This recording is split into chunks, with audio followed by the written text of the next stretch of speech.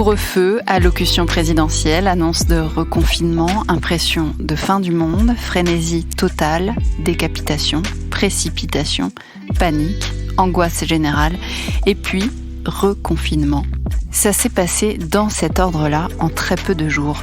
Et cette semaine, c'est plutôt attestation, rentrée des enfants avec le masque, hommage à Samuel Paty, nécessité de dialogue pour la défense de la laïcité, de la liberté de penser et surtout, je crois, de l'importance de la vie. Le point commun dans tout ça, c'est la vie, la valeur de la vie, le caractère sacré de la vie humaine. On ne tue pas pour des idées, on ne laisse pas mourir les autres autour de nous pour des idées. On s'accroche à la vie, on la défend, la vie, quels que soient les moyens, avec le droit de se tromper, le droit de faire des erreurs, des mauvais choix, mais on ne la lâche pas. La vie, rien ne vaut la vie. Il est là le point central, le point pivot, le lien entre tout ce qui nous arrive et c'est tout. J'ai envie de dire, c'est tout.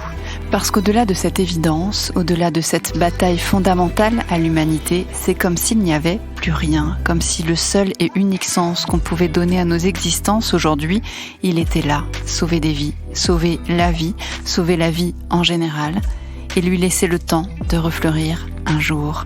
Un jour, on réoubliera que c'était ça l'essentiel, sauver la vie, et on revivra.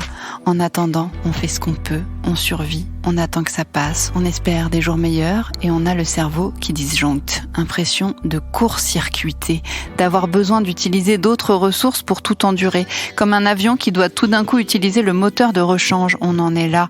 On a dû changer de moteur parce que celui qu'on a à la base, il sature un peu. Ça rame un peu trop. On ne sait même plus quoi dire ni quoi penser. Alors on se met en mode automatique et on essaie d'arrêter de penser.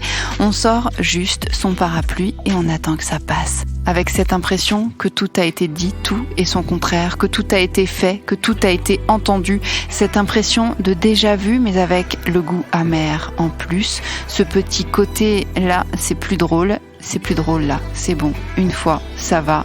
Cette impression de rechute dans le noir, de rechute en pire, en plus grave, en plus sérieux, en plus sombre, en plus flippant. On n'a plus la même énergie, plus la même foi, plus la même confiance. On a déjà tous morflé et on n'a pas envie de recommencer. C'est même plus de la lassitude, c'est de l'abattement, du découragement. Et pour certains, je pense aux soignants, aux hospitaliers en particulier, pour eux, du dégoût, de la colère, l'envie de vomir, juste ou de disparaître, comme si l'obscurité était un puits sans fond et l'obscurantisme ce qui fait qu'on n'en sort pas. Pourtant, je ne sais pas vous, mais moi, j'ai jamais autant kiffé le sourire d'un inconnu derrière son masque ou sa vitre de voiture. J'ai jamais été autant émue devant des élans de solidarité. J'ai jamais autant apprécié des petits échanges de politesse. J'ai jamais à ce point saisi l'importance de la chaleur humaine. Il n'y a qu'une seule fleur dans le champ. Regardons-la, bichonnons-la, apprécions-la, épuisons-la toute l'énergie qui nous fera tenir jusqu'à ce que toutes les autres fleurs du champ repoussent. Ce jour-là, peut-être qu'on aura compris à quel point il faut prendre soin de chacune de ces fleurs.